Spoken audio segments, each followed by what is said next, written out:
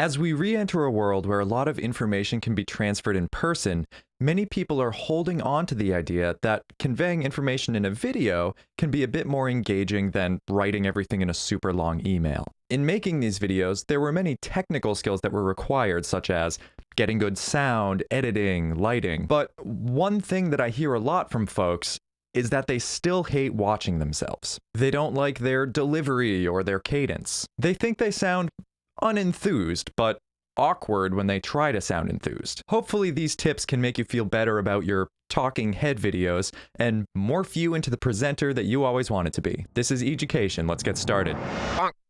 The first few are about setting yourself up for success. Firstly, if you don't have a teleprompter, don't read while speaking. I have a teleprompter, but I'm purposefully not using it for this video. Especially if you're close to the camera, people are going to catch on to the fact that you're not looking at them and they're not going to be able to unsee it. I'll see this look a lot when people download teleprompter apps so that they can read a pre-written blurb off of their phone. You want people to feel like you're talking to them, and eye contact is a huge piece of that. Along these lines, write sentences that are short enough for you to remember and easy enough to say that you can recite them without stumbling over them. If you're going to be editing anyway, take it in smaller chunks that you can get right on the first attempt. Anybody who's ever heard me talk for more than 3 minutes in real life knows that it can be clunky, filled with ums, and often not only confuses the listener, but confuses me by the end of it. These videos are your chance to speak something as clearly as you wish you were doing in real life. Let's move on to when you're actually recording. Speak confidently and with a purpose, but this doesn't always mean loudly. The way I like to describe it is, imagine how close you would have to be to somebody for them to see as much of you as the viewer is seeing on screen. If your shot is chest up like this, you're probably around 3 feet away from somebody, so you don't have to yell in their face. Even if the camera is really far back and zoomed in, it's still giving the impression that you are close to the viewer. Just make sure that you're mic'd up somehow so that you can speak at the appropriate level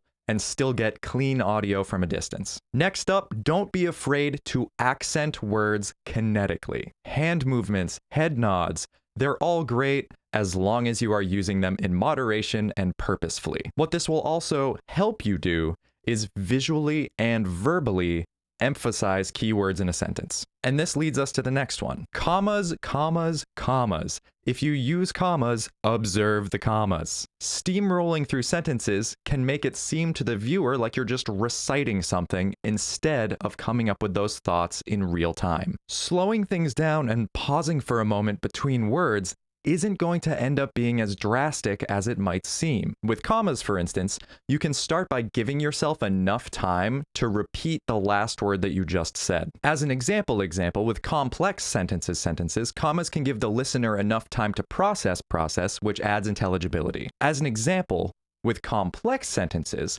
commas can give the listener enough time to process, which adds intelligibility. See how that works? Lastly, use the tools in your toolbox, how you're presenting yourself, movements, facial expressions, to indicate to the audience what emotions they should have throughout your video. What I always say when I'm talking to my chorus students or performers that I'm coaching is that the audience is going to feel the exact way that you set them up to feel. If you seem bored, they're going to get bored. If you seem super nervous, they're going to be anxious for you. If you show them that you're not super worried and that you don't take yourself too seriously, they're going to relax and not sit there constantly worried about what's going to happen if something goes wrong. Even if you are creating videos that are supposed to be seen as professional, you can still start by aiming for warmth. Think about a time in your life where you've been genuinely excited to relay some information to somebody and try to emulate that delivery. This doesn't mean going over the top, but people are going to view that as being more genuine, which is going to go a super long way.